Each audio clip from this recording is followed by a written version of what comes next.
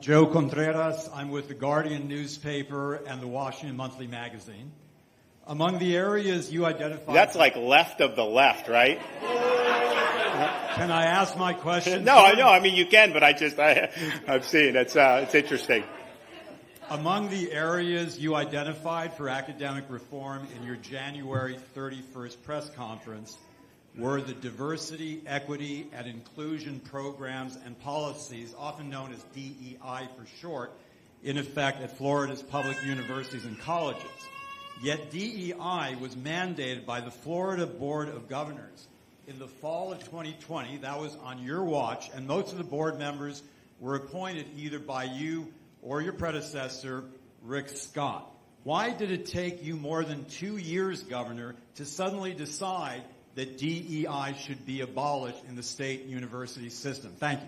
So it's a good question. So one, it wasn't at my direction. I didn't know what DEI was a couple years ago. As this had taken hold, I mean, it sounds innocuous, right? I thought maybe diversity of ideas, maybe actually have more than one viewpoint. Well, that's not what it is. What it is it's trying to enforce a political agenda and a political orthodoxy under the auspices of administration. And that is something that is not in the best interest of this state. It's incredibly divisive.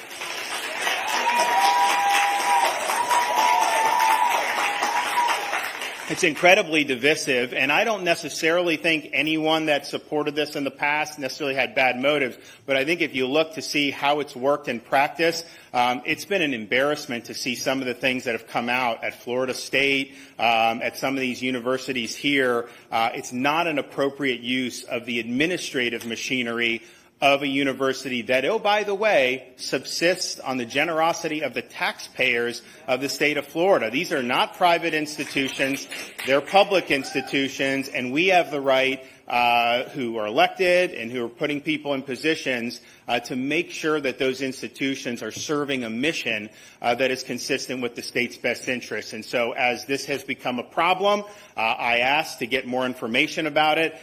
We got them reporting how much money they're spending on it. We introduced legislation to remedy that, and we will be the first state in these United States to wipe out DEI at our public universities.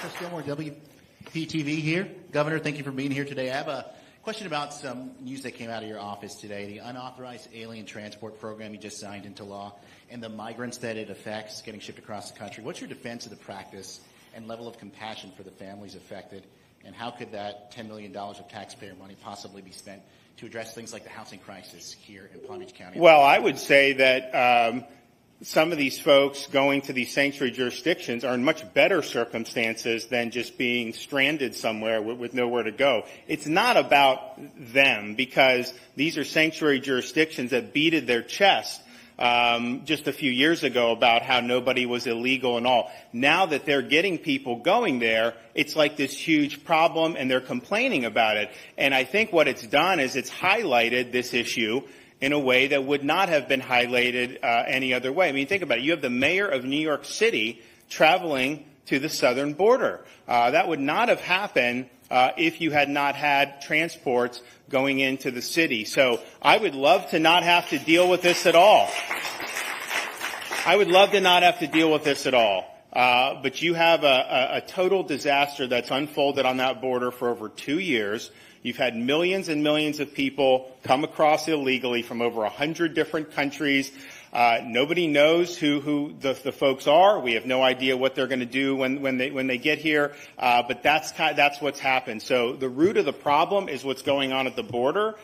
They could easily institute different policies. They could finish building the border wall. They could do remain in Mexico.